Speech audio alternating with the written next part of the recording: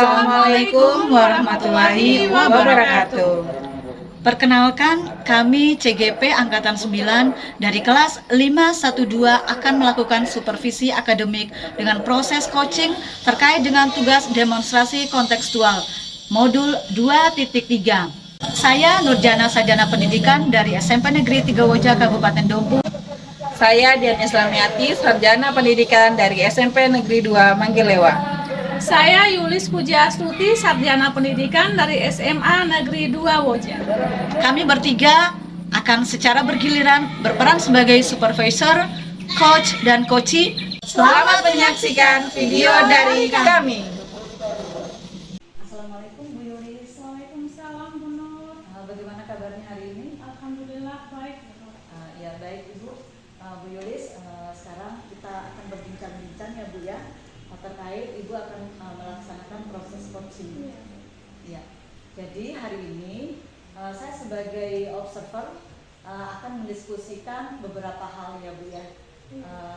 Jadi yang pertama, nanti sebelum saya mengamati di proses coaching Ibu, saya akan mengamati dan menilai berdasarkan rubrik penilaian. Adapun rubrik penilaian yang akan saya lakukan, dan nanti saya akan melihat dan mengamati yang pertama ya Bu ya. Ibu siap? Siap. Alhamdulillah. Jadi yang pertama, apakah proses coaching sesuai dengan alur kita? Jadi nanti alur kita itu menggunakan 4. Yang pertama tujuan, kemudian yang kedua mengidentifikasi masalah, kemudian yang ketiga rencana aksi, dan yang keempat adalah tanggung jawab. Dan yang berikutnya sebelum Ibu lanjut ke coaching, saya akan mengajukan beberapa pertanyaan ya Bu ya. Iya, terima kasih Bu. Kira-kira kompetensi apa yang Ibu ingin kembangkan nanti pada saat proses coachingnya? Iya, terima kasih Bu Nur. Terkait dengan kompetensi apa yang akan saya kembangkan, nanti pada saat proses coaching saya akan mengembangkan kompetensi inti dari proses coachingnya ya Bu. Yang terdiri dari 3, yaitu yang pertama kehadiran penuh, yang kedua itu mendengarkan aktif, dan yang ketiga saya mengajukan pertanyaan yang berbobot kepada coach saya. Ya, berarti ada 3 ya Bu ya. Iya. Jadi yang pertama kehadiran penuh, mengajukan pertanyaan berbobot, kemudian akan aktif iya Bu. Kemudian yang kedua ini Bu, saya akan yang bagian mana dari kompetensi yang spesifik yang ingin Ibu kembangkan? Iya, dari ketiga yang lebih spesifik yang ingin saya kembangkan itu adalah kehadiran penuh. Seperti itu. Wow, mantap ya Bu ya. Iya. Jadi saya dapat menyimpulkan berarti nanti pada saat proses coaching Ibu akan menggunakan kehadiran penuh ya, supaya prosesnya itu berjalan lancar. Ya baik. Kemudian yang ketiga itu Bu, apa indikator ketercapaian yang ingin Ibu dapatkan dari proses coachingnya nanti?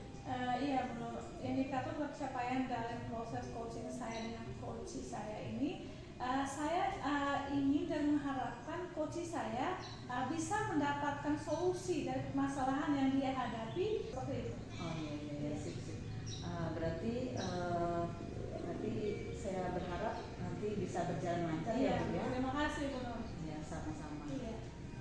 Assalamualaikum Dian. Waalaikumsalam Bu. Bagaimana kabarnya hari ini?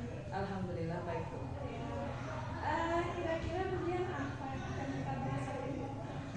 Iya Bu, saya ada sedikit permasalahan Bu. Jadi dalam kelas itu saya kan mengajar kelas 7 itu ada 4 kelas.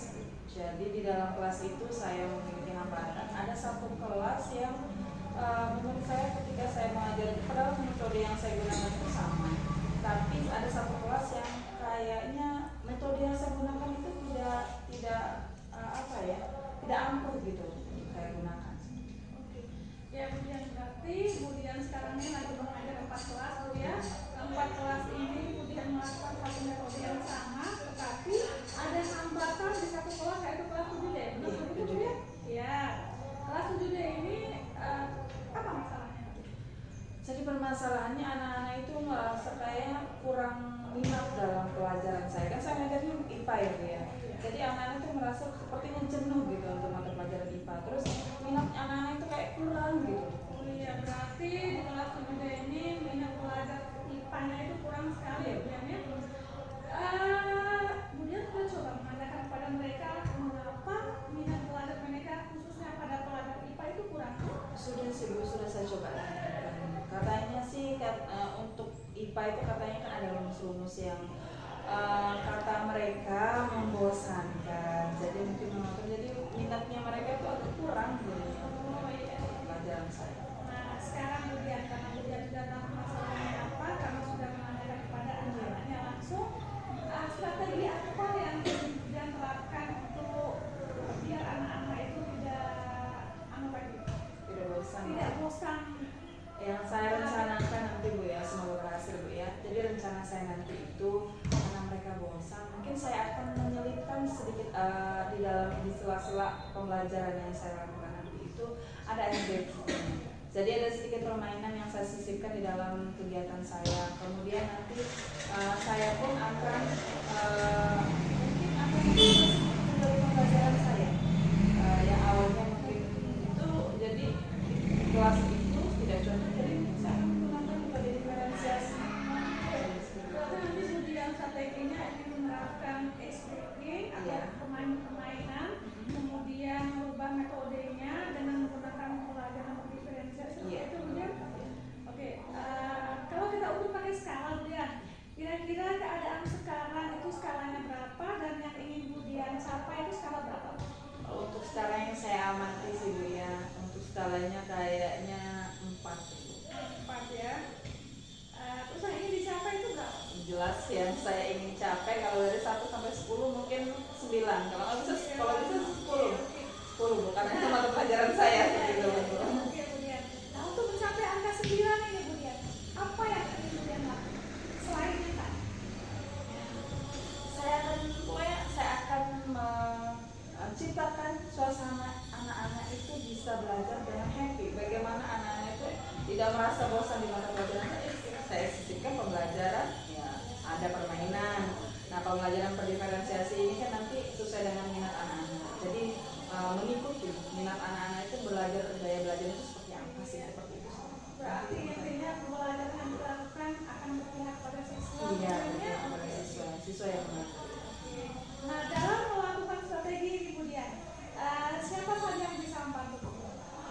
Yang saya bantukan. Ya, untuk melakukan rencana Ibu, siapa saja kira-kira yang bisa membantu? Mungkin yang bisa membantu saya nanti itu karena kan saya nanti akan menggunakan sistem di dalam organisasi. Jadi saya akan konfirmasi dulu nanti kepada Wakasek para sarana dan nanti saya juga menggunakan Bapak IT. Nanti saya akan bekerja sama dengan laboran IT. Iya, Bu Dian. Berarti banyak rekan-rekan sejawat yang Bu Dian yang bisa membantu Bu ya. Iya. Nah, iya Bu Dian.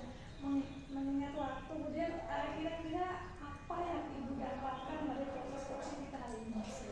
Yang saya dapatkan nanti ya Bu, yang saya dapatkan sekarang Bu ya. Alhamdulillah saya bisa sharing sama Ibu, jadi saya bisa yakin dengan yang rencana yang saya akan lakukan nanti itu saya bisa melaksanakan. Jadi saya sudah tidak ragu-ragu lagi, berarti pilihan yang saya lakukan ini berarti akan saya lakukan ini berarti sudah tepat ya, karena sudah diberi bantu sama Ibu. Alhamdulillah, terima kasih Bu ya sudah mau membantu dan meluangkan waktu untuk saya cerita. Iya Bu. Saya menunggu cerita selanjutnya dari Bu Dian tentang pelaksanaan proses kegiatan strateginya nanti Bu Dian. Terima kasih Bu Dian hari ini. Assalamualaikum. Bu, tadi kan Ibu sudah melakukan proses coachingnya. Jadi bagaimana Ibu proses coachingnya tadi? Apakah lancar atau bagaimana? Alhamdulillah lancar. Iya, bagus, hebat Bu. Jadi bisa saya mengajukan lagi pertanyaan? Boleh, kalau silakan. Baik. Pertanyaan pertama, apa yang sudah Ibu lakukan dalam proses coaching yang menjadi indikator tercapaian yang Ibu inginkan? Iya Bu, terima kasih. Tadi pada waktu pelaksanaan proses coaching, saya sudah melakukannya sesuai dengan algoritma, yaitu menetapkan tujuan, kemudian melakukan identifikasi masalah, Selanjutnya saya melakukan bersama guru saya menetapkan rencana aksi dan yang terakhir tanggung jawab. Oh iya. Ya, kemudian selama itu saya juga berusaha untuk mengajukan pertanyaan yang berbobot, saya berusaha hadir secara penuh dan utamanya adalah saya berusaha untuk mendengarkan aktif apa yang coach saya sampaikan. Oh iya, iya. Iya Bu, tadi saya juga pada saat saya mengamati, saya juga sudah melihat apa yang Ibu lakukan tadi. Tadi Ibu sudah benar-benar menggunakan alur Tirta, yaitu yang pertama dengan menerapkan tujuannya, kemudian yang kedua mengidentifikasi masalah, yang ketiga itu adalah rencana aksi, dan yang keempat tanggung jawab. Nah di situ juga Ibu sudah memberikan pertanyaan-pertanyaan yang berbobot kepada coach, sehingga coach juga bisa aktif untuk menjawab. Seperti itu. Ya. Kemudian yang ketiga itu kompetensi apa yang ingin Ibu kembangkan berdasarkan hasil melakukan coaching yang barusan Ibu lakukan. Iya, terima kasih. Menurut saya, proses coaching ini adalah suatu proses yang harus, kalau bisa harus selalu kita lakukan. Kenapa begitu? Karena dengan terus berlatih, maka kita akan lebih mampu dan lebih bisa lagi untuk melakukan proses coaching ini. Dan dalam proses coaching juga kita harus berusaha untuk menerapkan alur Tirta. Baik, berarti nanti Ibu akan lebih bergiat lagi untuk berlatih ya, agar nanti pada saat melakukan proses coaching benar-benar Ibu bisa terapkan dengan menggunakan alur Tirta. Begitu ya Bu ya? Ya, mantap sekali ya Bu ya.